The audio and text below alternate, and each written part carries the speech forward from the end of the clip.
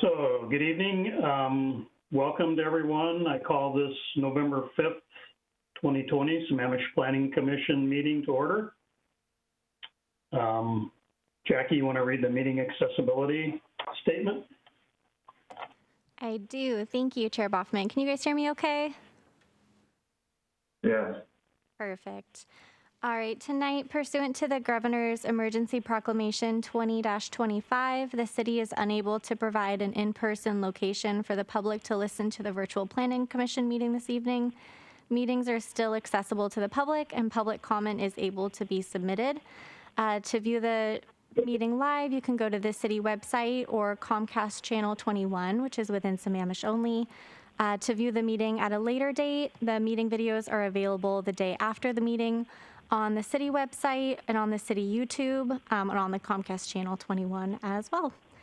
We will put a slide up to prompt those to call in for both non-agenda public comment and agenda public comment. Thanks. Thank you. Muted. Okay, for roll call, how about if I just call out each person's name, and if you could just unmute yourself and say here or wave or do a handstand or whatever you think is appropriate.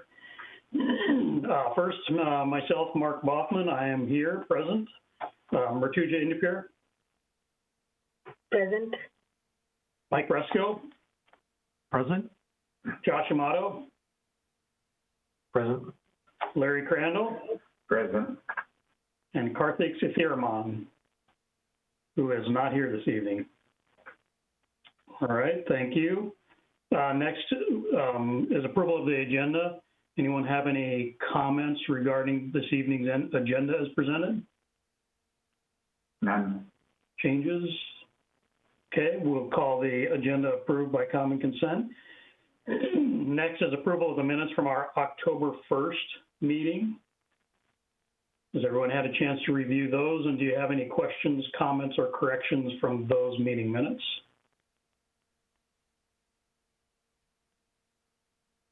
Okay, hearing no corrections or comments, we'll call the October 1st meeting notes approved by common consent. Next, we have non-agenda public comment. Do we have any non-agenda public comment? And Jackie, I think you read the statement first, then we'll see if we have. Unmuted. I just read the statement, so I think we should be okay for this one. I'll read it again later in the meeting. We do have one caller so far, so I'm going to go ahead and unmute you right now. You can go ahead and begin. Please begin by stating your name and where you live for the record, and you will have 3 minutes. Hi, this is Mary Wichter calling. Thank you for the opportunity to speak tonight. If you could put up the PDF or the JPEG file that I had emailed in while I'm talking, that would be great.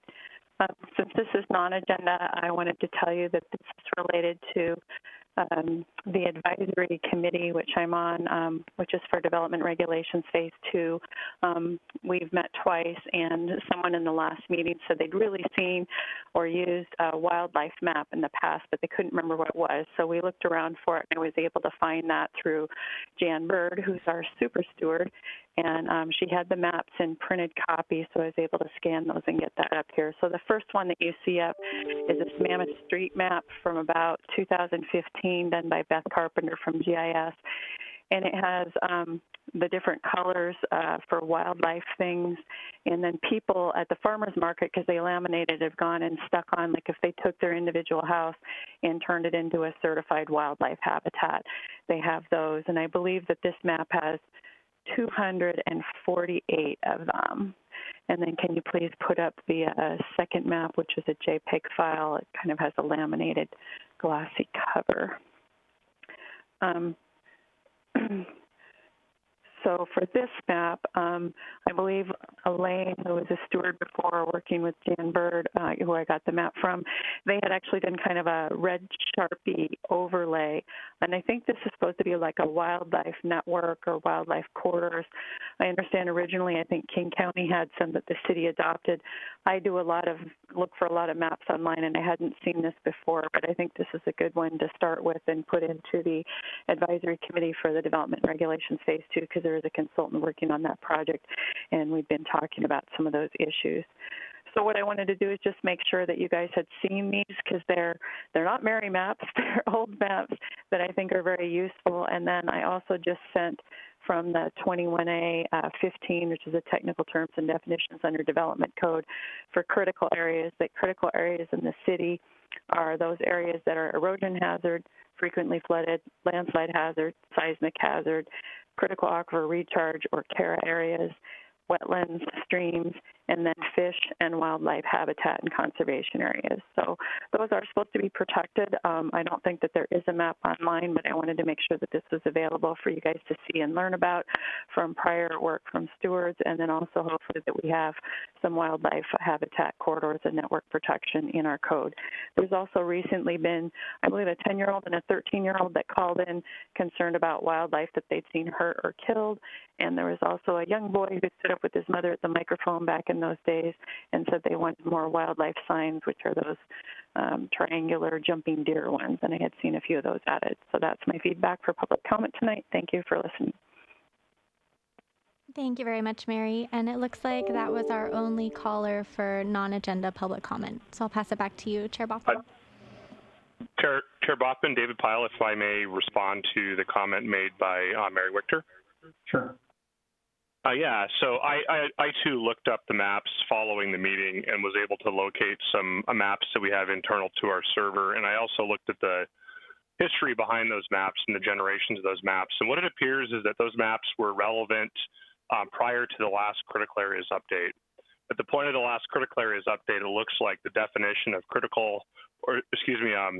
fish and wildlife habitat conservation areas was added to the code.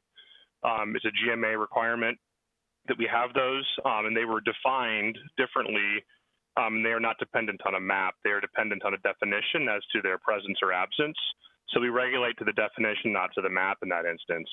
So I just wanted to clarify that although the maps are important for us to understand where these things are in the community, that we don't regulate to the map, that we regulate to the definition, and that when a critical area study is done on a property, there is an evaluation that's done as to whether or not there might be a fish and wildlife habitat conservation area on the property. Primarily, these relate to certain types of wetlands and streams or combinations thereof, and require an additional layer of protection for those sites. Just wanted to make sure to clarify that. Hello, Chair Boffman, Kelly Hildy here, Deputy Director of Community Development. I wanted to let you know that our City Manager, Dave Rudat, has joined our meeting this evening, and I believe he may want to say hello, if that is okay to add that to the agenda. Yeah, I saw him pop up there. Dave? Hey, good evening. I can't get my I don't know if I got my camera to work or not, but Not yet. We don't see you. Oh, there we go. Technology. Anyway, I just wanted to say hi. Thank you very much. Appreciate the work and efforts you guys put into the community, and so and you're in good hands with this staff, and just enjoying the heck out of working with David and the whole crew. But just thank you. So I'm going to go off and hide and listen and learn. I hope that happens. Thank you.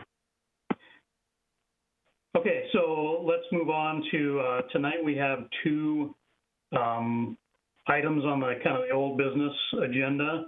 One is a discussion about a docket request, and we'll also have a public hearing about that. And then one of our greatest hits that we're going to revisit as our second item this evening is our wireless communication and facilities code. So we'll start out with the discussion about the comprehensive plan, Sammamish Municipal Code Development Regulations docket requests, and I believe Evan is our presenter for that. So take it, Evan.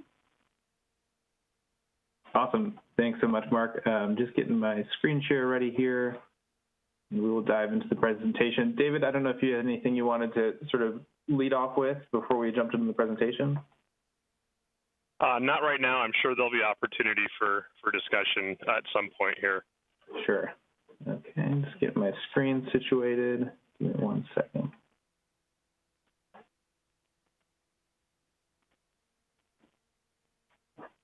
All right, I think we're ready. Good evening, Planning Commission. My name is Evan Fisher, and I'm a management analyst with DCD. Tonight, we are continuing the 2021 docketing process. In tonight's meeting, we're going to quickly review the docketing timeline and the process. We're going to review the docket requests we received and go over the staff recommendations for each of the proposals within the docket request. Afterwards, you'll have a public hearing, deliberate, and decide if you will recommend the docket request or the proposals within the request to the City Council.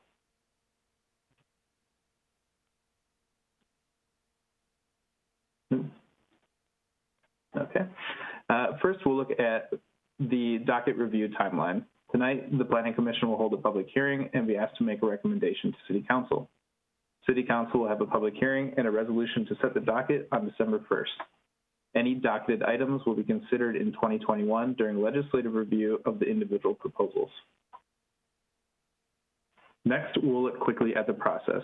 The annual docket determines the list of items that will go through review by the Planning Commission and City Council as possible amendments to the comprehensive plan or the development regulations. As you'll remember from the joint meeting, this year's request is a text amendment to the development regulations. On screen, you'll see where we are in the text amendment process. The recommendation Planning Commission makes tonight will go to the City Council, and any items they choose to docket will go through a similar legislative review process next year. Any items that are adopted by City Council at the end of that process will be included in a consolidated ordinance to update the comprehensive plan or development regulations.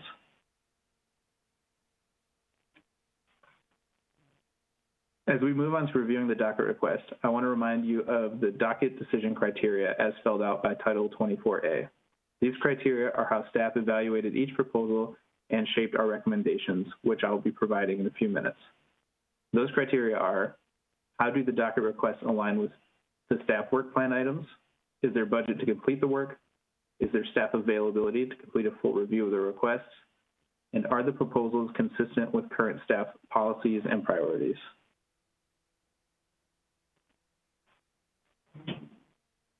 Now we move on to reviewing this year's docket request. The request was submitted by 2 citizens and proposes amendments to the Sammamish Municipal Code development regulations.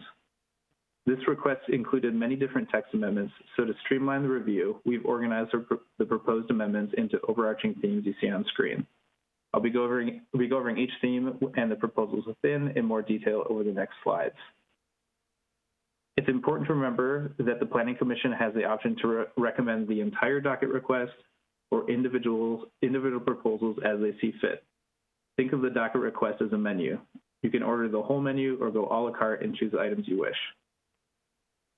One last thing to note before we launch into the individual proposals is you'll notice there's a trend in the staff recommendations. We support several of the proposals as they align with city policies and priorities, but feel it's best to wait for the environmentally critical areas update in 2024 to fully review these items.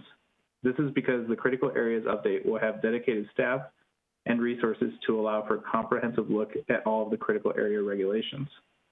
Currently, there's limited staff availability, budget, or work plan alignment to complete the reviews of the proposals.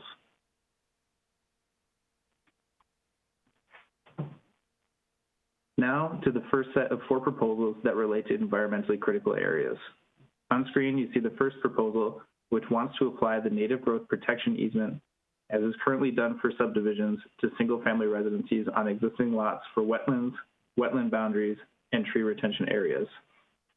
It also includes permanent limits on disturbance of or additions to impervious surfaces in steep slopes or geological hazard areas without the requirement of additional permitting and review.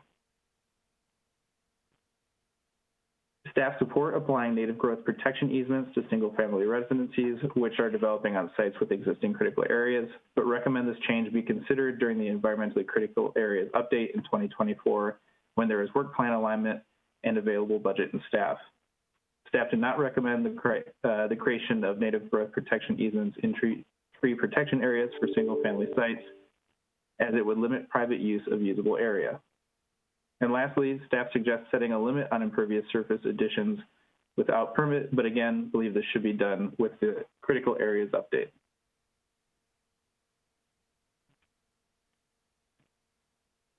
The second proposal for critical areas suggests maintenance and inspection requirements and operation manuals for storm drainage systems to be recorded on title consistent with requirements placed on subdivisions.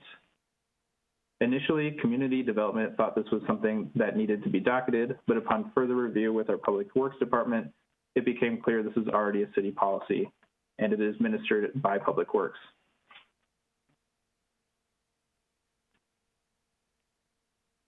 The third proposal of the request places permanent limits on the original permits regarding tree retention and limits on development in critical areas and have them recorded on title, as is the case with new plats and subdivisions. Staff support making this change, but believe it should be considered during the critical areas update in 2024, again, as currently there is no budget, staff availability, or work plan alignment for this change. The last proposal for critical areas is an amendment to establish a clear parameter around what is considered reasonable by assignment of a minimum square footage footprint entitlement per zone. Again, staff support making this change, but believe it should be considered during the critical areas update in 2024.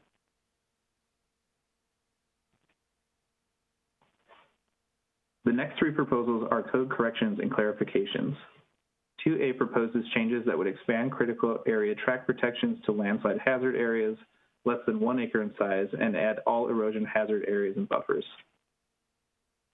You'll notice the theme here, staff support 2A, but believe it should be done in the critical areas update in 2024. 2B wants to add a definition of native growth protection easements, as NGPEs or native growth protection easements have existed prior to incorporation and still exist within the city, and the applicants believe they should be defined within the SMC. Staff do not support 2B based on the intricacies of how these terms are defined by King County and the state. Oops. 2C is asking to add the definition for sensitive areas in section 21A 15-1065. This action cannot be done as a section of code has been repealed and a repealed section may not be amended.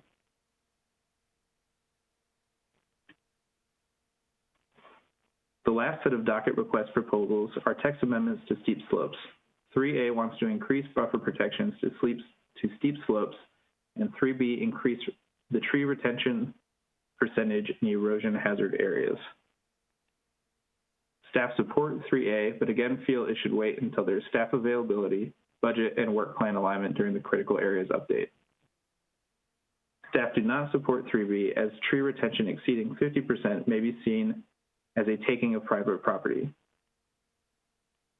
Staff reviewed this with legal, who noted that the legal risk of takings claims is inversely proportional to the amount of buildable area left after application of the tree retention percentages. In other words, as buildable area decreases, risk of takings claims increases. For this reason, staff do not support this proposal. To summarize, at this time, staff do not recommend docketing any proposed items within this year's docket request. When analyzing the proposals against Title 24A's decision criteria, staff felt that there was currently not sufficient work plan alignment, staff availability, or budget to fund the work. As a number of these proposals are consistent with city policies and programs, staff does want to emphasize that the 2024 critical areas update will provide an opportunity for much of these proposals to be reviewed. During that update, there will be dedicated staff time and budget available for a full review of these proposals. And with that, we're happy to take any questions. This is Larry. A quick question while I think about these. If I recall, the critical update was originally scheduled for 2023, and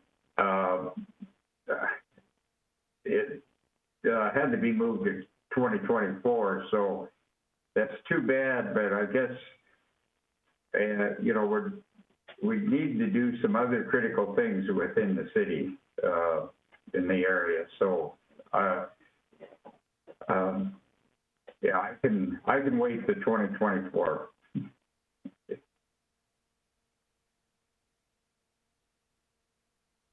Anybody else have questions? Go ahead, Mike. Yeah, first off, I want to recognize the staff's work in going through all of these items carefully and making the analysis. And I think I understand all of the logic and appreciate that. I do I guess my question is related to the degree of difficulty on these that have been would be recommended to be pushed off until 2024. And so specifically 1C, limits on original permits, basically for these, you have that, yeah. So that one, and also 2A appear to be, in my mind, relatively easy code changes that don't have the same kind of impact that, say, let's see, 3A, which is adding a buffer, and how do you add buffers, and what are, you know, the unintended consequences, perhaps, of adding buffers.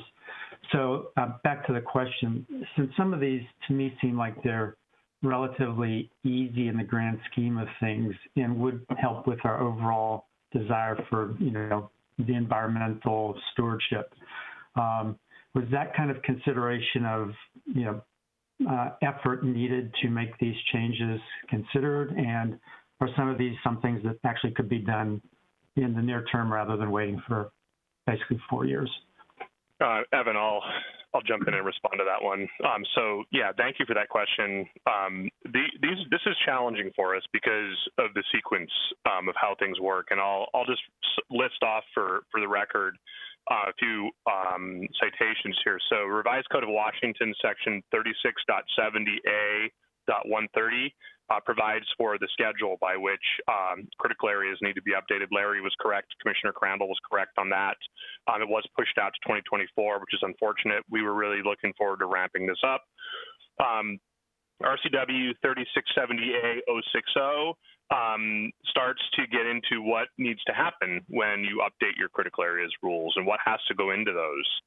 It punts you over to Washington Administrative Code Section 365.190.080, so WAC 365.190.080, which provides for the definitions of critical areas, what needs to be included in critical areas rules. That then routes you to Chapter 365.195 WAC, which is a section on best available science, which is probably where I'll leave those. There's a lot more behind all that. I won't get into that, but the best available science component of this is really the most important piece.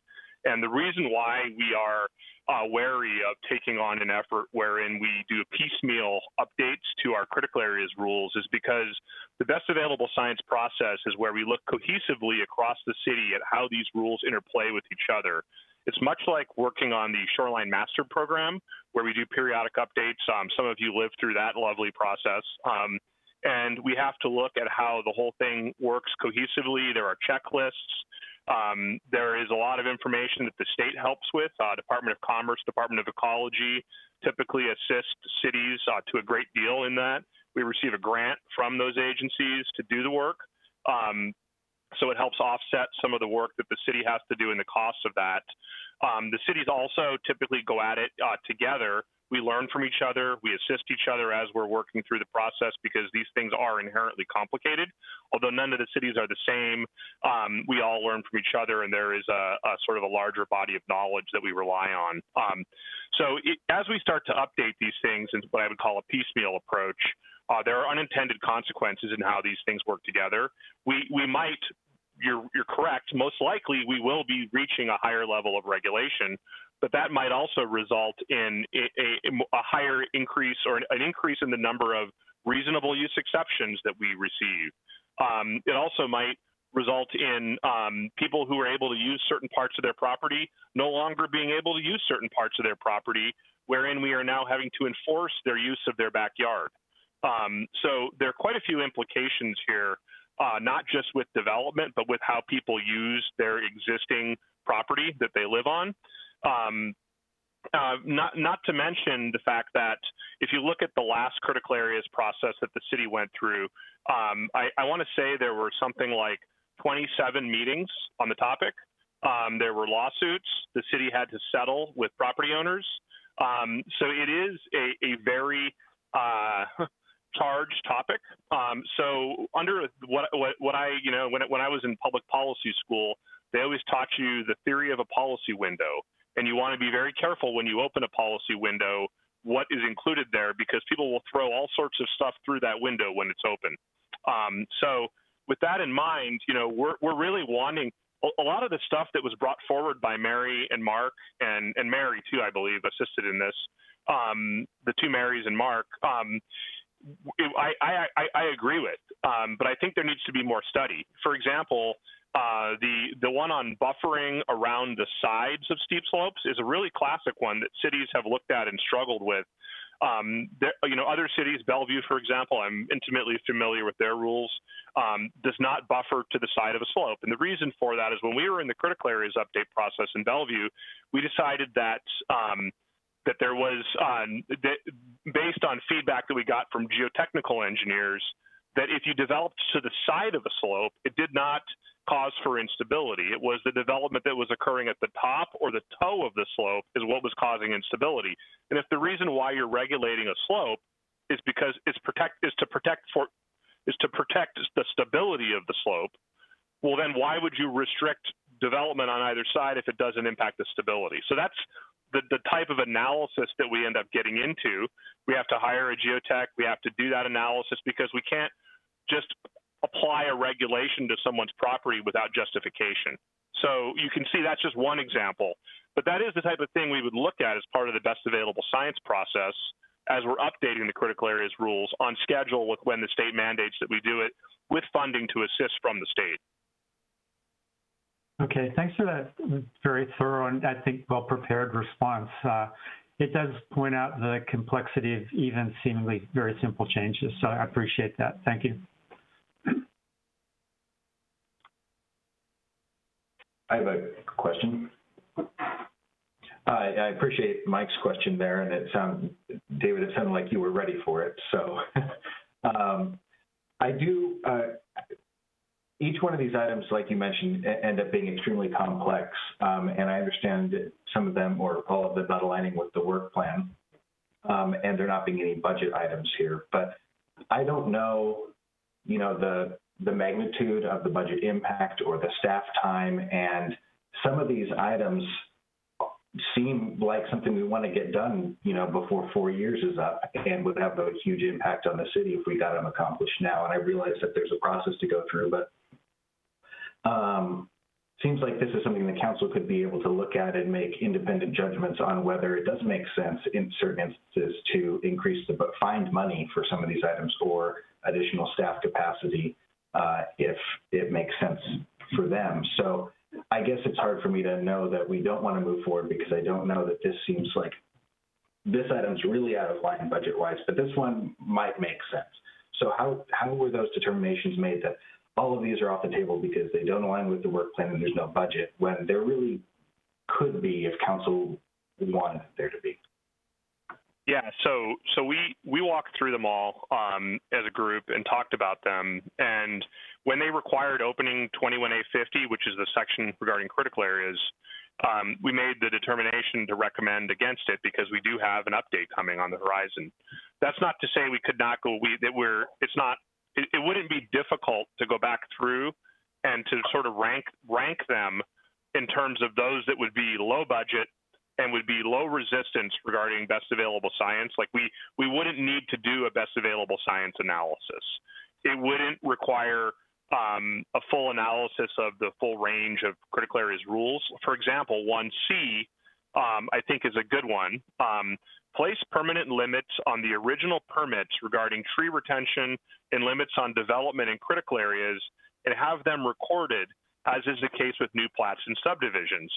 So I say this would be two different fixes. The first one would be in 21A37, which is the city's tree rules.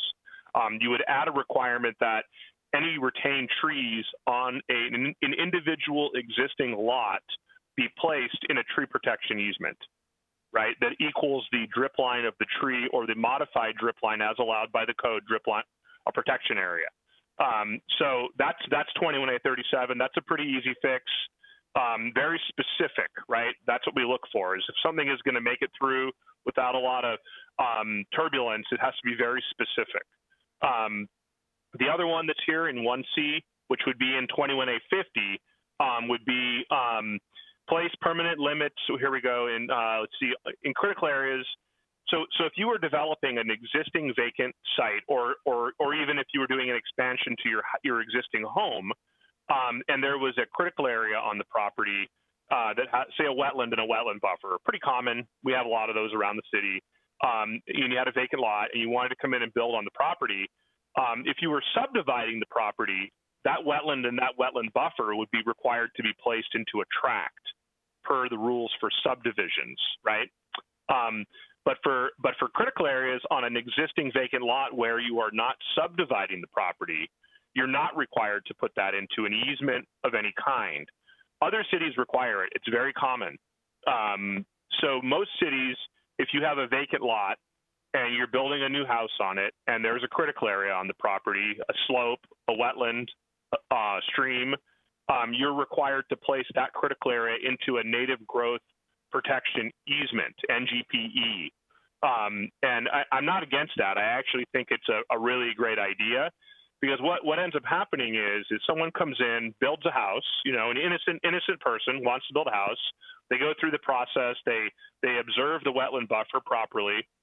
It's 10 feet off. The buffer is 10 feet off the back corner of the house. Well, every spring they're out there mowing and they happen to take one more pass with the mower, and it gets a little wider and a little wider and a little wider. And before you know it, the buffer's gone. Well, if you put a notice on title when they buy the house, they're aware that that's there. And I think that's what Mark, Mary, and Mary are asking for, is that there be these notifications made on the title of the property so that the innocent purchaser who's buying it knows about it, the neighbors know about it, the city knows about it. It's all about transparency with information. And it also outlines what you can and can't do in that area. Not unreasonable.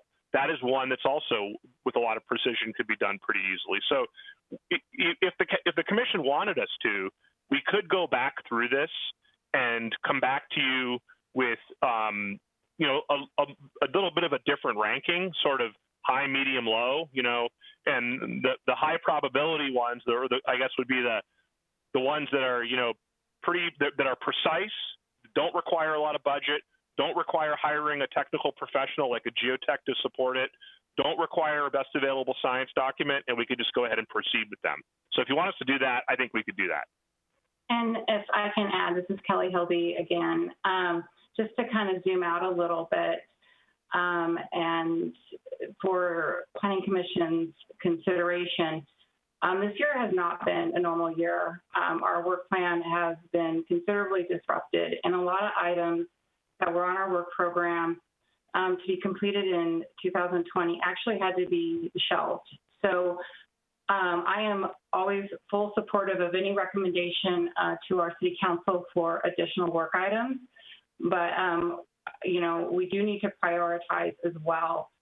We have the urban forest management implementation standards that were shelved. We have docket items from last year that were not addressed. And we have some administrative procedures that we also had to shelve because of COVID and our ability to get that work done. So it's just, again, it's cautionary statement. I always, again, support moving anything forward as a recommendation to our City Council. But we just need to make sure we have the resources to be able to manage it efficiently in the coming year. Okay, I can appreciate that. I understand the challenge that you're all under. There's a lot of work and limited time, and but it's hard for me to look at all these options here and make a recommendation to the council as all of them know when I don't know exactly, what impact they're actually going to have on staff, and if the council could make room or things could be moved if it really fit with their priorities. So that's, I don't know what the rest of the commission thinks, but that's just my thoughts on that. So. If you wanted to, we could take a step back and we could walk through the list one more time, and I could provide just a quick assessment on, and then we could come back with a revised display about, ranking them, if you will. But these might, fortunately or unfortunately, depends how you look at it. I've had a lot of opportunity to spend some time with our regulations. So I'm pretty familiar with where these errors are, these problems are in our regs. That's not to say we don't have sufficient regulations today. I just think that Mark, Mary, and Mary have spent a lot of time thinking about how those could be improved, and I applaud them for that. And they've taken an approach of trying to understand, where the problem is, and they're presenting a possible solution to these problems that they're seeing out there in their neighborhood. And we're saying, yeah, no, we generally agree with most of what they're saying.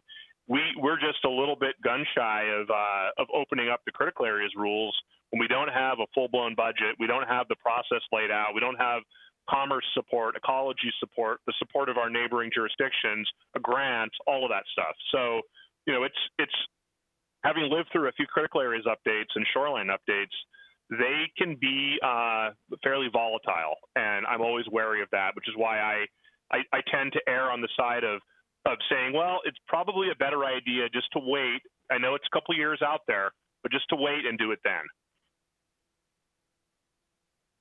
Larry, go ahead, Mike. Okay, hey, thanks, Mike. So actually just building on the train of thought that Josh had started, and actually, Josh, you did a nice job of better articulating kind of where I was coming from, perhaps.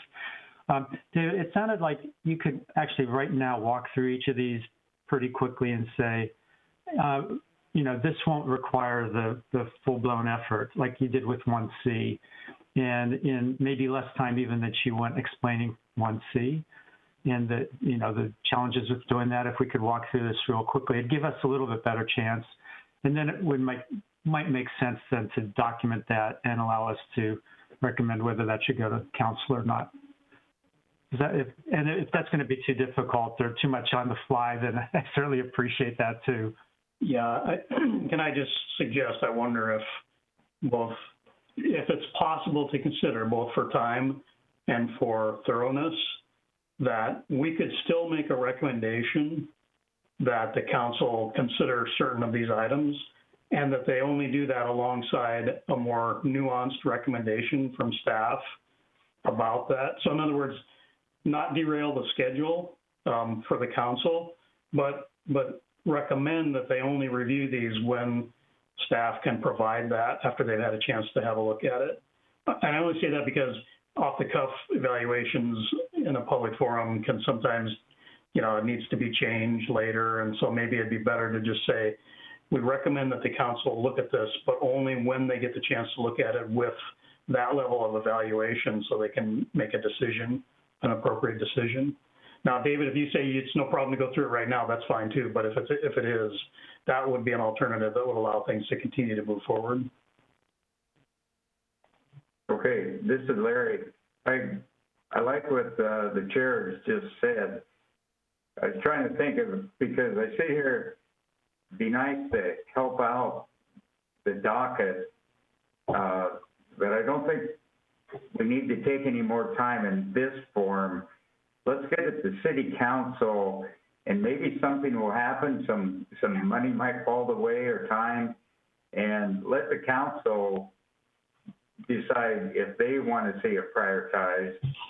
And I think David is going to have it ready, or the staff is going to have it ready, prioritized, because the question might come from the city council. But I would take it to the city council the way it is and let them move along, because they have a lot on their plate. So. And just a point of clarification, and David or Evan, you can answer that. So when these docket requests came in, they were intended for a comp plan update, right? Like, so they were supposed to be channeled through the comp plan, but then when you researched it, you thought that they were better suited for the critical area update, and so instead of just the comp plan, they've moved to the critical areas, and that's why the whole delay is happening, because it doesn't fit into the comp plan. Is that a correct assumption? Kelly, do you want to talk a little bit about the process that we use wherein we accept docket proposals and the transformation that that process brings about to what they're seeing here? I would love to, but I think Miriam actually would be better because I know she worked directly with Mary, and Mark on this. So Miriam, would you mind stepping in and walking through that process? Sure. I'm in council chambers with Jackie, so can you all hear me okay? Yes. Okay, perfect. So I just wanted to clarify one thing. So these were submitted as development regulation updates, not related to the comprehensive plan updates. So just to clarify that. So the fact that we're asking to wait until the 2024 critical area update is simply just saying that we don't believe that these should be code changes that we would do or look at more next year, but rather that we wait and do it comprehensively with that larger update. But in terms of the process, so the docket requests are open year-round for people to submit. We pull them on an annual basis the first Monday of August. And then typically we work with the applicants to kind of refine the ideas, make sure that it's clear that staff understand what they're requesting so that we can share that with all of you all. So there's sometimes a lot of back and forth with the applicants to make sure that we're understanding what they're looking for and clarifying with them what their intention is and help them kind of develop their docket request. So that's what you see on screen tonight. If these go through, it's basically council's decision and also with your recommendation saying it shouldn't wait for the critical area update. It should be done sooner. So you're looking at probably another year to 2 years of process in order to move that forward. Is that helpful? And so just another quick clarification. Was this part of the recent development updates that we just studied with the council just last month, phase 2 development codes? Is that, no? No. So one of the things we did when this first came in, this request, there was significantly more items. And so we worked with the applicants to identify what was a good fit for the phase 2 development regulation updates, what might be covered under the urban forest management plan later, and what would need to be docketed because it's not covered under either of those 2 projects. And so that's really what you see in front of you tonight. That's very helpful, Miriam. Thank you. Any other questions? Okay. Sorry, and maybe not for you. I think there was one, 1B, which I think, Evan, you mentioned that's already covered by Public Works. So that wouldn't have to be taken up again, right? Like, so this is already addressed as part of our Public Works regulations. That's correct. Yep. Okay, thank you. Mm-hmm.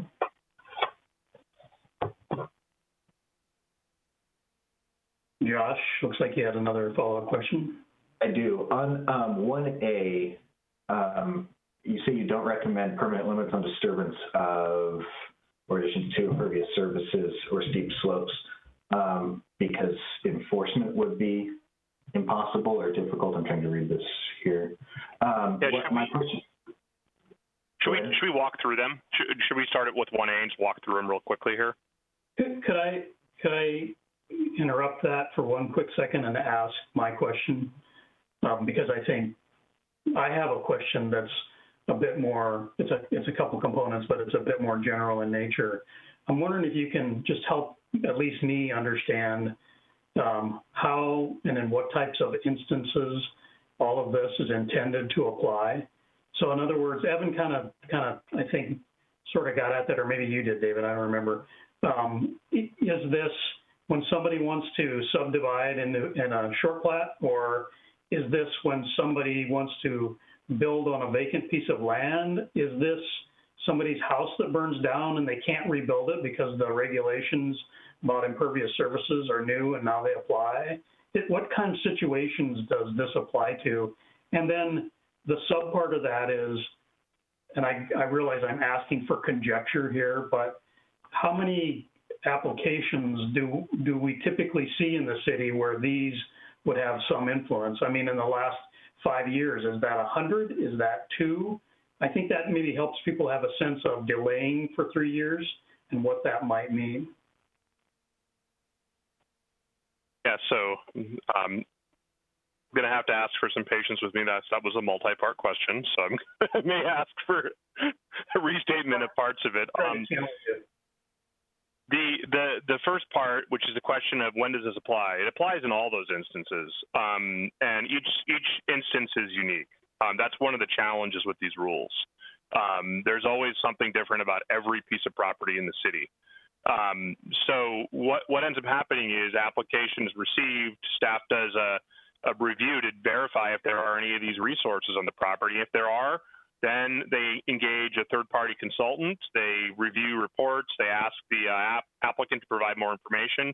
So the issue primarily, though, as I understand it, and what Mark and Mary are trying to address, is that there are rules that apply to subdivisions, and the city is for all purposes with critical areas, we're pretty good at applying critical areas rules to subdivisions generally.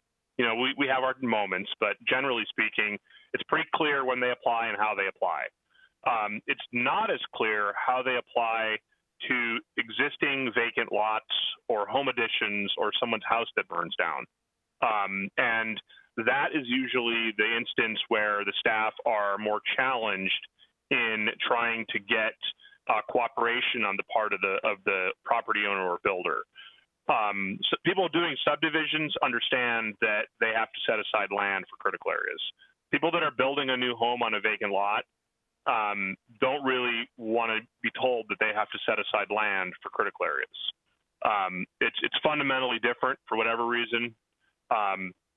So what we're drilling down on here, and what they're asking us to look at, is how these rules apply primarily to existing vacant lots, Tamarack, Inglewood, other parts of the city. We have recently, because we have fewer lots coming out of the pipeline, professionally subdivided lots coming out of the pipeline, we are seeing an uptick in the pressure to make lots that no one would have looked at years ago buildable.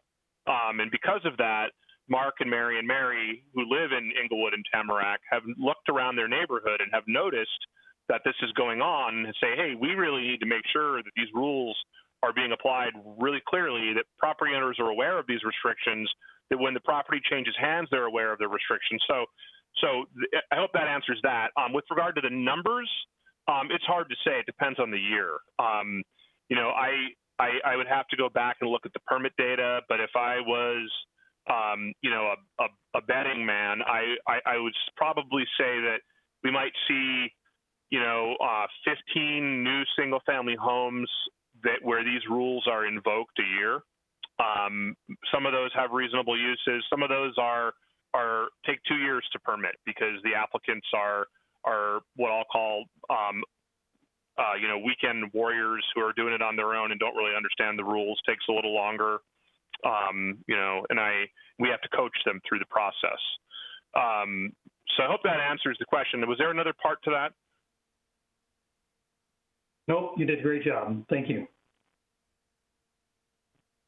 So now if you'd like to walk through them, I think that's helpful to think about as we walk through them, if you want to do that. And Josh, I apologize if I cut you off there. I didn't mean to halt your question. I thought it might just be productive just to dive into them. Yeah, that's fine. As you dive into them, can we open up each one for questions, or do you want to leave that to the end, Mr. Chair? Yeah. Mark? Why don't we, let's try it. Let's go one by one and try to see if we can get through it. And I just would like to remind everybody of our process here. This is a public hearing item, so that means once we're done with staff questions, we'll have a period for the public hearing, so public comments, and then we'll have hopefully some sort of a motion and deliberation. So just keep in mind that those are all the steps in front of us.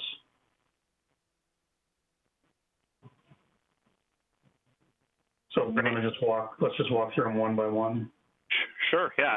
The first one, 1A, apply the native growth protection easement as currently done for subdivisions to single-family residences on existing lots for wetlands and wetland boundaries, as well as tree retention areas. So just like the other one we talked about, I see this as two asks.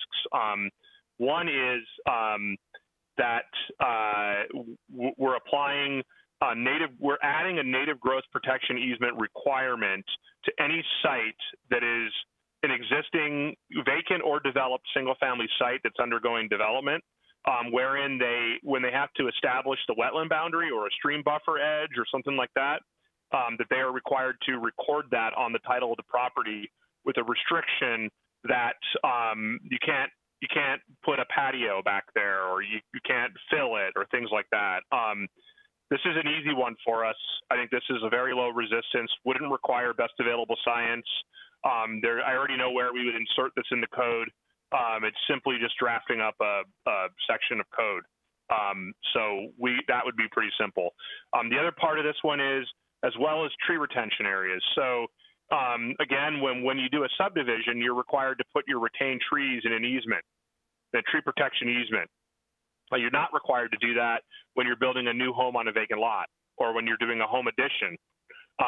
So in this case, what it would require is an opening up 21A37 and adding a requirement. I know exactly where we would add it.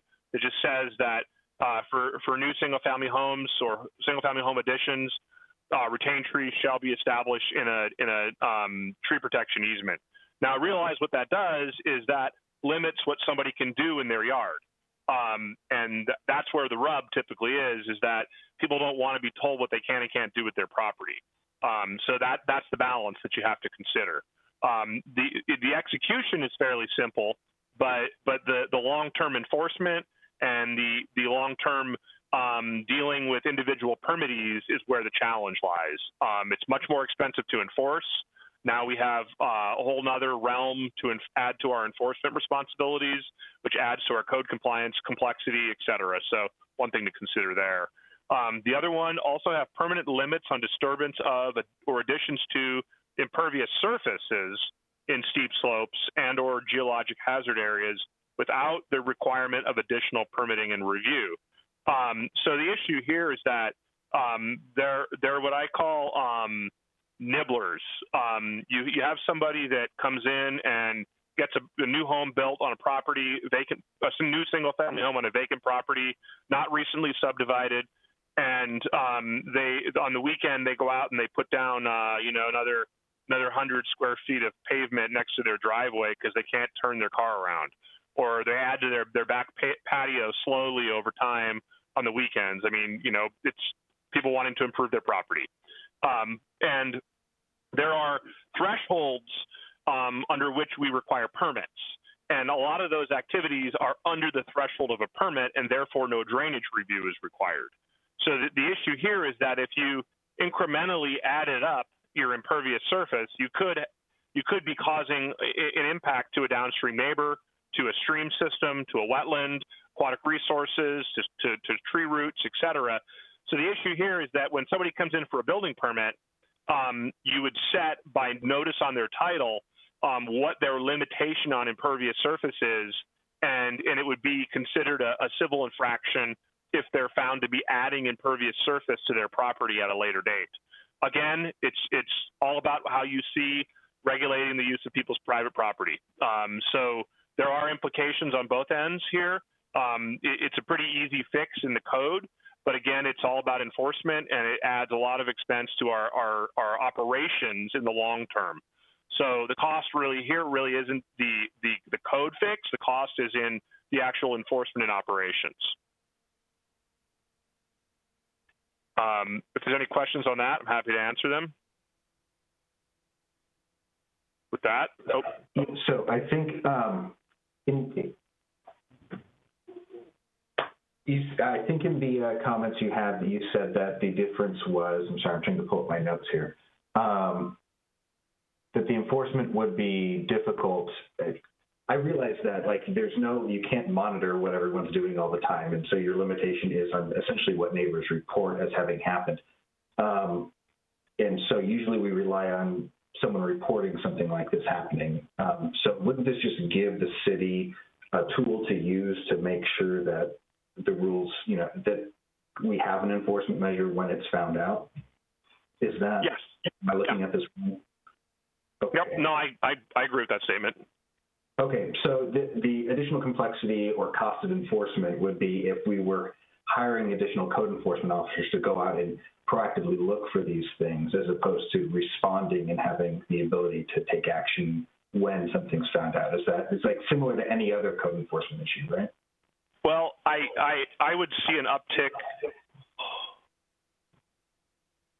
Echo, hold on, and someone can mute themselves here. There we go. I would see the uptick in activity, and part of it is whether or not there's a code infraction. So what this would do is it would create another layer of infractions where we don't currently have those. It may be the right thing to regulate that, but what I'm simply saying is just practically it causes another layer of infractions that we now have to deal with enforcing. Whereas currently there is no infraction because there is no limit on what you're doing. People are actually following the rules. They're just nibbling their way through and slowly doing things that add up to a lot in the end. And I get that the right thing to do might be to regulate that, but what I'm saying is that now we're regulating that and we have to enforce it. Okay, thanks. That's all I've got. And just so that I understand this recommendation, as when the staff went through it, you are recommending that we change it, just not now, but in the critical areas update for policy and program consistency. Great, thank you. Correct. Want to go to 1B? Okay, well, I could just let you know what happened with 1B. So when we adopted, or when we were granted our new NPDES Phase 2 permit, National Pollution Discharge Elimination System Phase 2 permit, one of the things that's a requirement for that permit, that's a discharge permit for water discharge. One of the things that was added was a requirement that when a new home is built or a large home addition is built, that a covenant is added to the title of the property. And then they actually added inspectors and budget for inspectors, and they actually go out and inspect periodically. They have a schedule of inspection for those facilities. So we have a few staff at City Hall that actually go out and follow up, a year, 2 years, whatever the schedule is down the line, and look at all of these facilities that have been built, whether it's a rain garden or a pervious driveway or a green roof or whatever the facility might be. And then they inspect them. And when they determine that somebody, filled the vegetated flow path or removed the pervious pavement and put in, because they didn't like it unraveling, and put in traditional concrete, they go after them and enforce it. So it is something that we already do. Can go to 1C. This is the same. I largely see this as the same as 1A. And again, this is a fairly simple fix code-wise, not too technical, but it also impacts our programs on enforcement down the line, which is where I have more concern. 1D, amend 21A 50-0702 to establish a clear parameter around what is considered reasonable by assignment of a minimum square footage footprint entitlement per zone. So the issue here is that when someone has a property that is largely encumbered by a wetland, a stream, a slope, or a buffer of those, and they can't develop it, there's a section in our code that grants relief called reasonable use. And you can come in and propose the minimum necessary to develop a reasonable use of that property. And one of the issues that we have is that typically the person who's the proponent of the project for reasonable use has a different idea about what is reasonable than do the neighbors and then possibly do staff. So it then becomes somewhat of a subjective argument about what is reasonable and what is the minimum necessary, and what are alternative uses on the property. Other cities, Bellevue's one, have taken the step of establishing in their code what is exactly considered reasonable. So, for example, in an R6 zone, if you had a lot in the R6 zone that was encumbered more than a certain amount, and you could not achieve, like, for example, I don't quote me on this because I can't remember. It's been a while since I've applied those rules. But if you can't get a 2,000 square foot footprint, meaning driveway and foundation for the home in an R6 lot, then you're granted that much development on the site. So it really takes the whole subjectiveness out. It takes the argument out. It's really clear what they're allowed to have. They have to find a way to make it work. And it really, I processed many reasonable use exceptions in Bellevue, and it was far simpler to process one of those there than it is here in Sammamish. So I think this is a reasonable fix, but it takes a lot of work because we have to come up with that number. And that number requires analyzing a backlog of a history of permitting, doing an analysis around zoning. So there's quite a bit of work on this one. I would say this is one that we would probably advise punting to the critical areas update when we actually have that program ramped up. Any questions?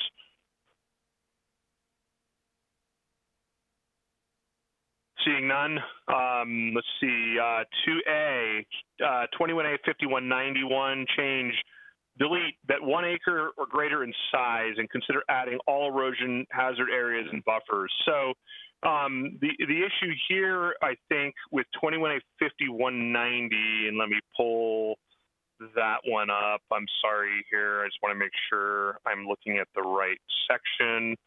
90, critical area tract. Size. Okay, so the issue here is that when you are doing a subdivision, it says critical areas tracts shall be used to delineate and protect those critical areas and buffers listed, and then it lists it as all landslide hazard areas and buffers that are 1 acre or greater in size. So the concern here is that if you had a critical area, like a landslide hazard critical area on your property that was a half an acre or a quarter acre or any size, that you're not required to set it aside in a tract. There's really no long-term protection that's applied to that landslide hazard area. So we do agree with this one, but the question becomes, well, what size? Is there a size limit? What if you had a 200 square foot landslide hazard area, the corner of it? Do you have to put that in a tract? And I think this one requires some support from a geotechnical expert regarding, what is the risk? What are we after here? Why are we trying to protect landslide hazard areas? Further, landslide hazard areas are some of the more, I'll say, for lack of better terms, sloppily defined critical areas in the city. We're pretty good at identifying ordinary high water mark on a stream. We're pretty good at identifying the wetland buffer and the wetland boundary. It's a little more challenging to identify the location of a landslide hazard area. It's more based on soil type, erosivity. It's based on subsurface. It's based on the history of the geologic landform. There's a lot that goes into that. So this is one that I would also suggest punting to critical areas, the critical areas update, because it would require a best available science analysis to help us define what we're after here.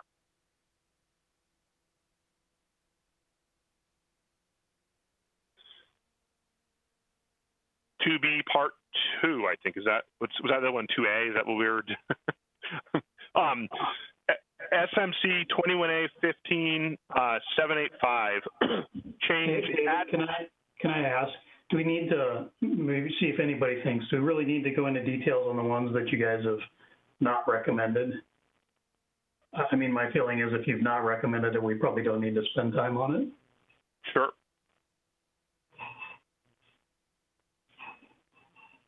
I think the question to the commission. Yeah, if anybody disagrees with that, please speak up. But let's use our time wisely, maybe, and just talk about the ones that you've suggested. continuing with. Yeah, happy to talk about any and all of them, but also understand, moving through them for efficiency here. So 3A, add a buffer or other protection to steep slopes from the sides and or adjacent areas. So this is this is one of my example before. We definitely would want this one to go to the critical areas update, would require best available science. I support it and I understand what they're after, but I don't necessarily know, in my recollection from last critical areas updates where geotechnical analysis was done, was that you don't really get much by protecting the sides of a slope. It's really the top and toe where the risk is presented to the steep slope. So in other cities, specifically Bellevue does not protect the sides, just by way of comparison. The next one, increased tree retention percentages in erosion hazard areas. So we recommend no on that one. So I don't know if you want to just move through. I think that's the last one. Does anybody have any questions about that one?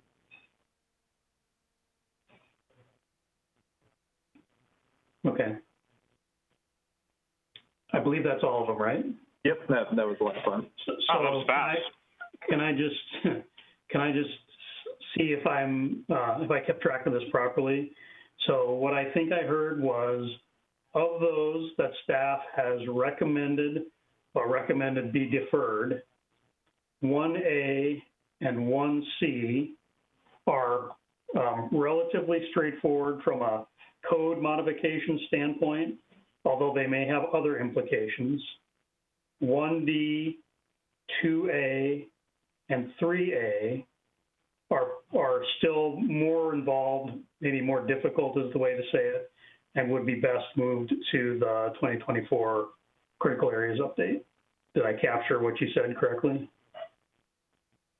That's correct. Okay, does anyone on the commission have more questions for staff, in particular related to the presentation? Okay, great. Thank you, Evan, and especially thanks, David, for stepping in and providing some color commentary and filling us in on some of those items. Thank you, no problem. Okay, so the next thing will be the public hearing. If I had my gavel, I guess I could clap my gavel and say I'm opening the public hearing. So Larry can do it on screen. Let's open the public hearing. And Jackie, you have to help me. Do we need to read the accessibility or the comment statement again, or do we just go to whoever we have having called in for public comments on this particular item, public hearing? I will go ahead and read it one more time, just in case we've had anybody new join us. Pursuant to the Governor's Emergency Proclamation 20-25, the city is unable to provide an in-person location for the public to listen to the virtual Planning Commission meeting this evening. Meetings are still accessible to the public, and public comment can be submitted. The verbal public comment, up to 7 minutes of verbal public comment may be provided per person live during the meeting. In order to provide verbal public comment, you must call in. Please call the following number and input the access code when prompted. The phone number is 1-872-240-3311, and the access code is 699-839-229. Once you've joined, you'll be placed on mute, and the meeting operator, which is me, will unmute you when it is your turn to comment. You'll hear a voice say unmuted when that occurs, and you'll be asked to begin your comment. Please hang up when your comment is complete, or we will go ahead and mute you. We do have one caller on right now, so we'll go ahead and start here. You can go ahead and begin your comment. Please start by stating your name and where you live for the record. Hi, my name's Mary Wichter, and I've lived in Sammamish 20 years. I live in Tamarack at 408 208th Avenue Northeast in Sammamish. And Mary Johnson, who lives in Inglewood, and Mark Cross, who was on council before and mayor before, helped submit these joint applicants. So we'll let you know we've had problems in our area since 2004, 2014 I got involved. It's been a long time. So a lot of the things we've written, we would not like to see anything pushed out. It doesn't have to be pushed out. And I wanted to thank everything that staff has done, David's explanations tonight, and the great questions from the Planning Commission. So I'll just go quickly over these. 1A and 1C I do see as very similar. Let me tell you that tree retention is 21A.37 and is not part of the critical area code. And if people have trees and they're not recorded, you never know what they're taking down or not. So I think it's absolutely essential to get anything and everything recorded for a single family home so that people aren't nibbling away or that there can be stuff done. David also, this part to 1C, he said that you have to do different things for impervious. I worked for many years in 2016 and in 2019 getting updates for Inglewood and Tamarack. So some of the limitations on impervious surface are already implemented, so I don't think the code compliance would be as much of a problem there. For 1B, I know that wasn't recommended because they said they're already doing it. You need to know in stormwater code there's a Core 9 requirement, which is new at 2,000 square feet. You have to use best management practices for flow control, which are low impact development. Those are not applicable in flow control areas and landslide because it's infeasible, and that threshold is 5,000. But regardless of whether you have a drainage review or not, you do need to know what's planned, what's implemented. Otherwise, it's a mystery when the owner comes, when there's future development or buyer, and you can't even take care of the systems if they're not recorded. So I hope everything's not recorded, not just low impact development. And 1C is very similar to 1A, so I won't cover that. And then on 1D, for reasonable use exceptions, I would like to say that there are 40 vacant lots left in Tamarack, and there are about 150, 160 left in Inglewood. And people are building on 2,500 square foot lots, which is R17 in an R4 zone. There are also lots down by the lake and also lots, I believe, on the Parkway and also maybe around Beaver or Pine Lake. So it could be a large number, and we're seeing a lot of those. If you can't do the reasonable use exception stuff till later, what I would recommend is the transfer of development rights with a docket from last year. And if you're giving people an opportunity to transfer or sell their development rights so it can be built somewhere else and we have a workable system, that would really help. And 2A, the 1 acre greater in size for landslide. Originally it used to have a landslide and erosion. Erosion got deleted. It got handled a little bit differently. In the stormwater code, you have to deal with all sites regardless of size, not just an acre or more, so it's a little troubling that it's 1 acre or more. I do understand that it's a separate tract. I think for individual family lots, you don't need to do a separate tract. You just need to make sure that those areas are identified and that they get recorded on the lot, because even people that want to take care of their property can't if it's not recorded. 2B is actually just a definition in the code. It's taken from King County. They just don't exist in our code, but they exist in the city for native growth protection easements. 2C, sensitive areas appears 24 times in our code. Maybe you don't want to put it under the same thing because it was repealed, but we need that definition. I spent 6 years reading code, and it took me forever to figure out what it means. You just need to put the definition in. It shouldn't be a big deal. And 3A for steep slopes, I do understand the buffer protection and everything that David said. However, I will tell you that we have 3,500 septics in the city of Sammamish. Bellevue only has about 1,200. And when you do cuts or banks, you adversely impact a septic functioning above or alongside you or for people below. Also, Wally Perea had written in part of the EIS scoping, he said that I emailed this, but you can just in his cause and effect seeing landslides in creek areas. He said the current restrictions on sensitive slopes need to be tightened up, and we really don't want to wait another 4 years for that, so I don't know what can be done, but there's multiple interest in it, and we do see problems with it, particularly in steep slopes getting identified with whatever setback they need, and it should be a 50-foot, and I just don't see that happening a lot. And then for 3B, increased tree retention percentage in erosion hazard areas. Whenever you think erosion, you need to think of landslide because it's also a geohazard. Staff did a good job of saying there's 50% retention for erosion, but Josh actually emailed me and had a good question. What is it for landslide? Because landslide doesn't seem to get, which is riskier than erosion, it doesn't even get the same protection. So if you have tree retention percentage at 50% for landslides, I'm okay with that one. If it's not, then that needs to get changed. So thank you for letting me run over. This has been very important. I do want to emphasize again, staff has been awesome to work with. They have taken a lot of input from the 2 Contrary Marys and 1 Cross Mark, and we are super happy with what's going forward, but we like to have problems fixed because there are so many vacant lots and development and redevelopment is getting pushed into our areas, which have a lot of critical areas. Thank you. Thank you for your comments, Mary. I think at this time we don't have any other callers, so I'll hand it back to Chair Boffman. Okay, thanks. So I'll close the public hearing. And now we need to discuss this as a commission, but the first step is if someone's so inclined to make a motion, and maybe someone would second it. You guys must all be having trouble finding your mute button. Just to clarify, the motion is, if we were to make a motion, the motion would be to recommend that the city council consider these, consider docketing these items. Is that? Yeah, I think that you could modify that however you see appropriate, and then if someone else wanted to amend it, we could do that. It's just a procedural thing that we really need a motion to start the discussion. Okay, well, I'd like to make a motion that council consider items 1A and 1C. Anyone want to second that? Second. I'll second. Okay, thank you. So there's been a motion and second that we recommend that the council consider items 1A and 1C for the current docket. Would that be the 2021 docket? Hopefully I said that correctly. So is there any discussion? So now's our opportunity to discuss what we'd like to do with this. Anyone have any comments? I'll just sort of echo what most of the commissioners and even Mary has said. I think critical areas, tree retention, and conserving and being really taking care of our environment is always a priority for people in Sammamish. And so I'm really glad that we're working towards it. I know some of the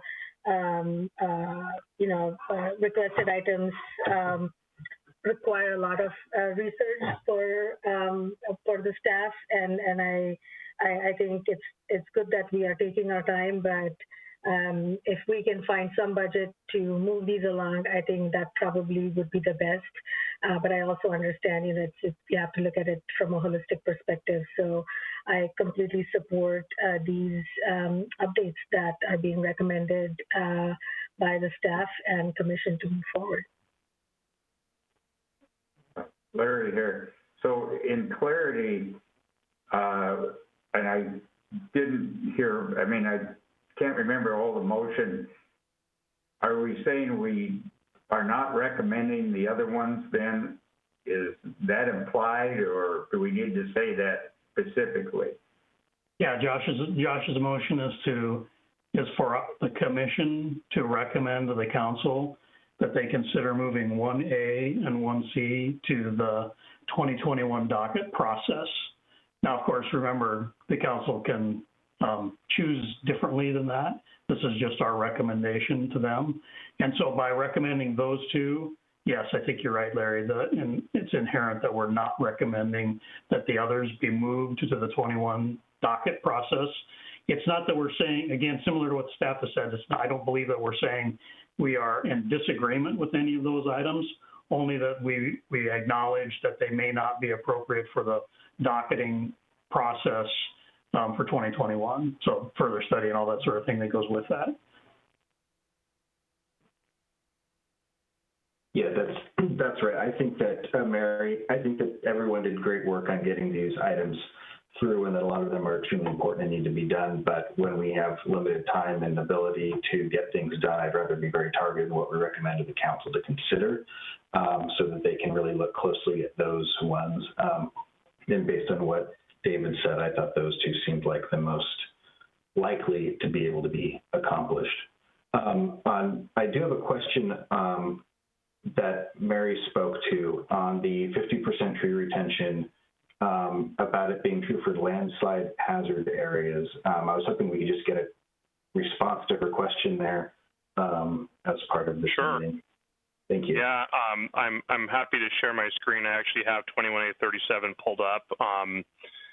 I don't know if I can share the screen or not. Let me see. Screen. There we go. Share. Here we go. I don't know if you can see retention standards here. Yep, we can see it.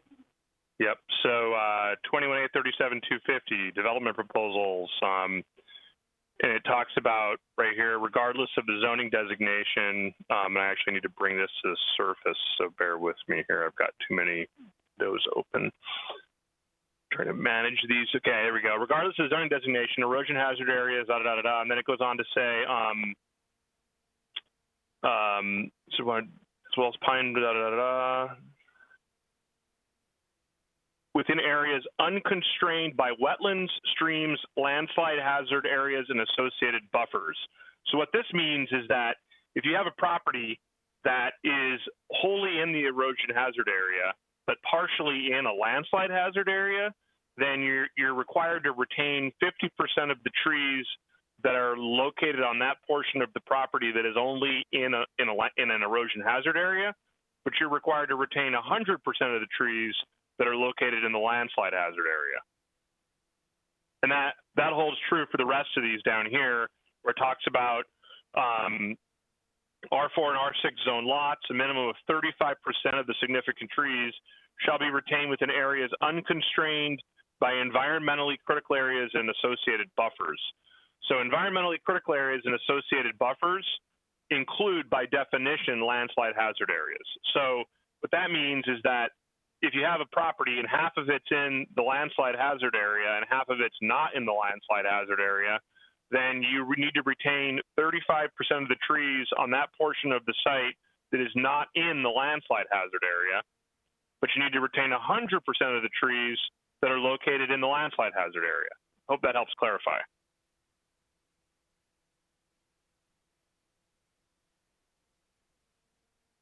Thank you, David. Other discussion?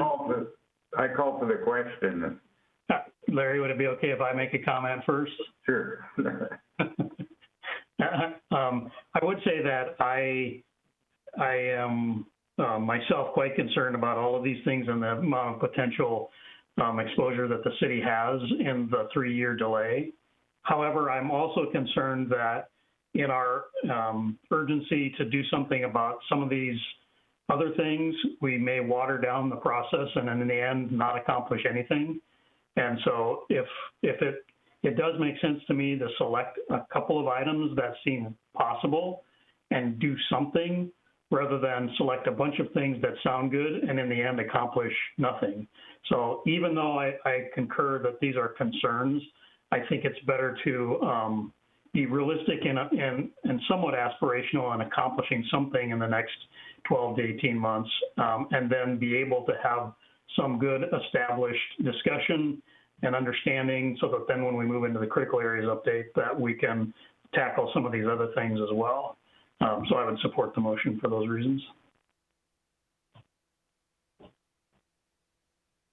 Okay. Again, Larry called the question. Let's have a vote. So I'd ask that when you cast your vote, please unmute and also hold up your hand. I think those things help for verifying and counting and for the record as well. All right. So those in favor of the motion, please raise your hand and say aye. Aye. Aye. Any opposed? No. Okay, the motion passes. Thank you. So we can move on to the next item on our agenda, which I've been anxiously awaiting the opportunity to get to, and that is our wireless code update. And again, Evan, I think you're on point for presenting for this piece as well. Yeah, only sort of, I will pass it quickly over to Brittany Port with AHBL to lead us through a brief sort of presentation on really what we want to cover with you all tonight are the key changes that were made from the draft you all saw in late 2019 and early 2020 when before COVID shut us down. There are a couple of things that I'd like to note for you all. One is a minor change that we'll be making to the draft of the code that was presented in the agenda packet. One of the providers pointed out very helpfully that we have a typo in our land use table, which will be taken care of. And another thing to note is the FCC issued an order last week, which we're still sort of processing, but it looks like it may affect some of one of our definitions around eligible facilities and the sites those facilities sit on. And so there'll be a few minor changes we'll be making between now and the public hearing, but I just wanted to clarify those. And with that, Brittany, I will hand it over to you. All right, thank you, Evan. Good evening, Planning Commissioners. Thank you for having me back, as you mentioned, to revisit one of the city's greatest hits, updating its wireless communications facilities code. And as Evan mentioned, my name is Brittany Port. I'm a land use planner with AHBL, and I was involved in preparing the first iteration of the draft amended chapter that you saw last year. And as we discussed at your October 1st meeting, that chapter was set to go to the City Council for adoption in April, but due to the COVID-19 pandemic, it was pushed to this fall. But during that break, the city determined that the draft version that the Planning Commission originally reviewed last year needed some changes to make it more user-friendly for both staff and applicants. And in addition, as David had mentioned at your last meeting, city staff have seen an increased demand for fast and reliable internet access, of which 5G wireless service is a component, as we all use our cell phones more and operate devices over the Internet of Things. So we feel that the improvements we've made to the code will reduce staff processing time and allow for efficient permitting of wireless communication facilities within the city. The changes that we summarized for you at your last October 1st meeting, you did ask for some more details on what changed between the draft that was presented in late 2019 and this draft that you are now seeing. So included in your packet as Exhibit 2 is a red line version of Chapter 21A 56 that shows the changes between the old and the new draft. While that's a comprehensive list of changes, there are 4 key areas that I'm going to focus on just to understand the differences between the old and new drafts. So I'm gonna summarize those. These were provided to you as Exhibit 3. The first is Section 1 here, structural changes. So these are changes that we made to the chapter to reorder and reorganize it. The first of which being Section 21A 56035 franchise. We have removed that from the draft. That is because the city can defer to state law, which gives it authority to require a franchise agreement to use its public right-of-way. So we don't need to have a section on franchise agreement, and that's why we were removing that from the code. The next here is the reordering of permit required and permit exemptions. We wanted to make this more user-friendly. So someone who's going to the code, they are intending to likely see if they need a permit. We will go through the permits that are required first, and then there are going to be some exemptions, and those are typically items that people are not often visiting the code for anyway, but other than to check that they are exempt. So we want to make sure that people who are using the code for a wireless permit are going to be able to find that section first. The next was the creation of 2 separate sections, small wireless facilities and macro cell facilities. In the previous draft, we had 21A 56110 siting criteria in which they were both combined. We've put them into their own sections now to improve usability. We think that allows for users to kind of find their information more quickly. So Section 2, the land use table, a new land use table has been added to the code. It combines what was in the original draft version under the siting criteria, but it more resembles the city's existing Title 21A land use tables. So we wanted to provide that to be more consistent with the city's land use code. We've highlighted here in this blue the items that were exempt in the previous code. We've included them here in this land use table, so it's just easier again for people to reference and make sure that their use is permitted. They would, again, still be exempt with the provision of a letter of exemption. We've highlighted in orange here facilities that were included in that siting criteria section. That siting criteria section included a hierarchy for both small wireless facilities and macro cell facilities. And what we've gone through is each use and spelling out exactly where they are either permitted or conditionally permitted. And in some cases, we've added a footnote if they require a standard wireless permit if they are going to not meet a certain design criteria. And then the row highlighted here in green, this was not clearly defined in the previous draft, but we want to make sure that this is defined for uses that we are not able to capture, that they are going to be permitted with a conditional use permit. So this next section on the design guidelines, the original code had about 17 pages of design guidelines. It was very hard. It was very hard to read. It was very repetitive in many areas. And what we've opted to do here is create a newer, shorter version of design standards that would be a separate document. It would not be codified into the city's municipal code. However, it would be adopted, and it would just provide for an easier way for the city to go back and modify its design standards. So while the original design standards were going to be codified, these will still be codified just in a different document. If the city wants to go back and make future changes to the design guidelines, they won't have to go back and open up section or chapter 21A 56. Another thing I wanted to note, so these are much shorter, but I've gone through the original design standards, and you'll note that you might search an item or a word like color or conceal, and it's in there like 8 or 10 times. So there's still provisions within these design guidelines to conceal wireless facilities. I want to note that the city's code still provides for the same height requirement. There are landscape provisions. There are requirements to paint or design facilities such that they blend in with the color of the structure they are going to be on. So much of the old language is in this new document. It's just much more concise. And then the last section, we went over this at the last meeting, but I wanted to go through again. The city has come up with new permitting pathways that are more clear and spell out what the permitting process is for wireless facilities. So originally, certain wireless facilities indicated that if you sited them in a certain location, they would be subject to type 1 review or type 2 review, or they would require a variance. Now what we've done is we've specified whether or not they, the permit that would be required. So it's still going to be a type 1 or a type 2 permit, but we're going to create an expedited wireless permit, a standard wireless permit, and a conditional use permit. So the conditional use permit, they would need to meet the technical requirements of the code, as well as the conditional use permit criteria. So this, to us, really feels a lot more clear for applicants and for staff to administer. So, you know, we're hoping that this is something that that the applicants will appreciate, as well as the residents of Sammamish. So at the last meeting, we did have some verbal and written comment from the wireless service providers. I wanted to note that staff did hold a virtual meeting with the wireless service providers on October 14th to discuss their feedback and review their comments.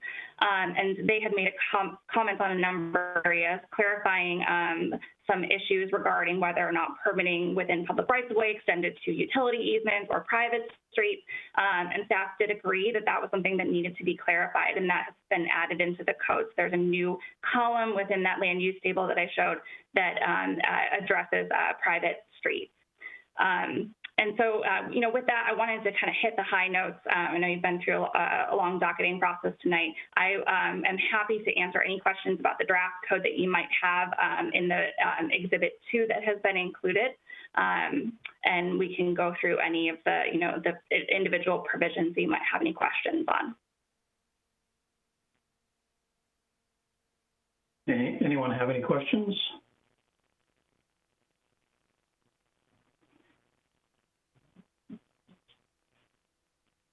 Okay.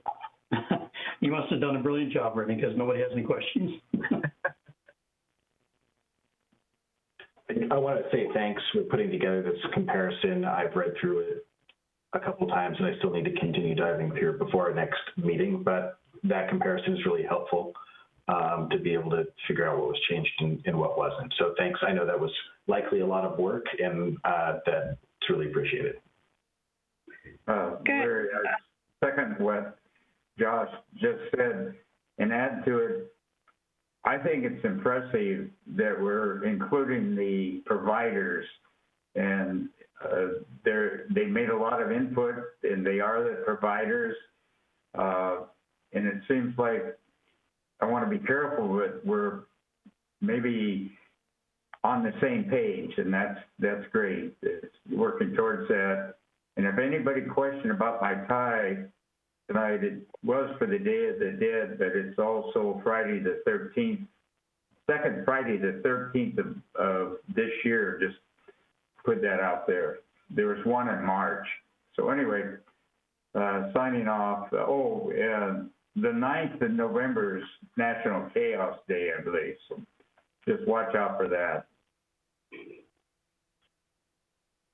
Why do I think that applies to the wireless code update? All right, any other comments or questions? I will just mention for the commission that right now the calendar says that we are going to have a public hearing and deliberation on December 17th on this topic. So if we hold that schedule, I'm sure you'll look forward to that. Okay, thank you, Brittany, and thanks, Evan. Next on our agenda is agenda-related public comments. Jackie, do we have anybody to make public comment for agenda-related items? We do have one caller on. I'll go ahead and unmute you. Hold on just one second. Go ahead and begin. Hi, this is Mary Wichter. I'm just listening by phone. I don't have comments at this time. You heard enough from me before. Wonderful. Thank you, Mary. Just wanted to double check. That is the only caller that we have on at this time. If we'd like to leave the screen up for just a moment, because we had somebody else sharing the screen, I haven't had the public comment slide up. I wasn't sure if we wanted to put that on for just a minute to give someone else a chance to call in.